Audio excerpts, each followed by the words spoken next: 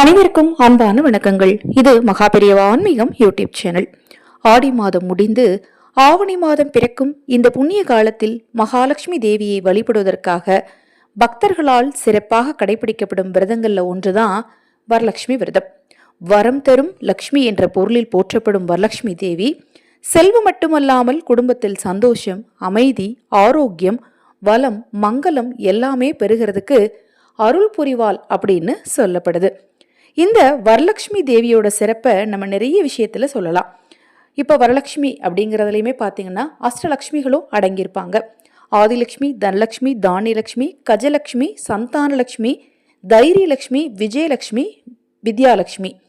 வரலட்சுமி விரதம் அப்படிங்கிறது பணத்திற்காக செய்யப்படும் வழிபாடு அப்படிங்கிறத தாண்டி செல்வ வளம் மட்டுமல்லாமல் குடும்பத்தில் சந்தோஷம், மகிழ்ச்சி, குடும்பத்தில் இருக்கக்கூடிய சண்டை சச்சரவுகள் நீங்கிறது, வீட்டில் இருக்கக்கூடிய கெட்ட ஆற்றல்கள் விலகிறது, தெய்வ நம்பிக்கையை நாம் அதிகப்படுத்துறதுக்கு நாமளே செய்யக்கூடிய பூஜைகளில் ஒரு முக்கியமான பூஜை தான் இந்த வரலட்சுமி விரத பூஜை.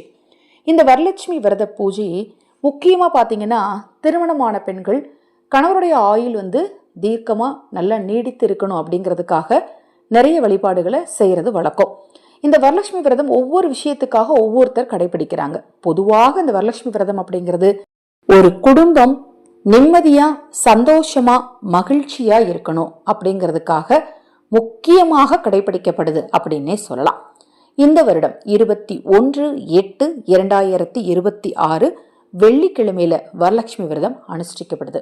இந்த நாள்ல நாம நம்மளுடைய பாரம்பரிய முறைப்படி ஒவ்வொருத்தர் வீட்லயும் பாத்தீங்கன்னா ஒவ்வொரு முறைப்படி வழிபாடு செய்யறது வழக்கம். நீங்க அந்த வழிபாடுகளோடு சேர்த்து அந்த வழிபாடுகளை பற்றியும் நான் அடுத்தடுத்த பதிவுகளில் பதிவு செய்கிறேன்.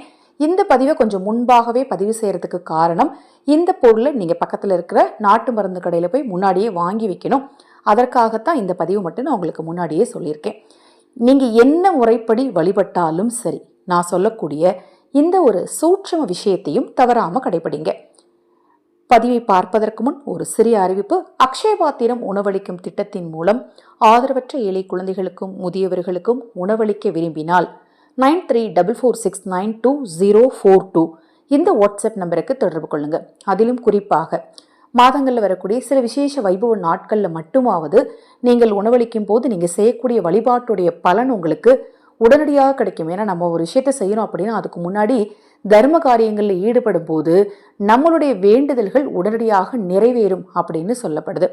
நீங்கள் இந்த திட்டத்தில் எங்களோடு இணைந்து உணவளிக்க விரும்பினாலும் அதை பற்றிய மேலும் தகவல்களை நீங்கள் தெரிந்து கொள்ள விரும்பினாலும் வாட்ஸ்அப் பண்ணுங்க. உங்களுக்கு நான் தெளிவான விளக்கம் கொடுக்குறேன். இந்த ஒரு அற்புதமான நாளில் இந்த ஒரு வேரை நாங்கள் பூஜை அறையில் மஞ்சள் குங்குமம் பொட்டு வச்சு பச்சரிசி மேலே வைக்க போறீங்க. அவ்வளவே தான். ரொம்ப ரொம்ப எளிமையாக கிடைக்கக்கூடியது தான். ஒருவேளை உங்களுக்கு நாட்டு மருந்து கடையில் இல்லை அப்படின்னா கூட உங்கள் வீட்டை சுற்றி இருக்கக்கூடிய மிக எளிதாக கிடைக்கக்கூடிய வேர் தான். அது என்ன அப்படின்னு பார்த்தீங்கன்னா தும்பை வேர்.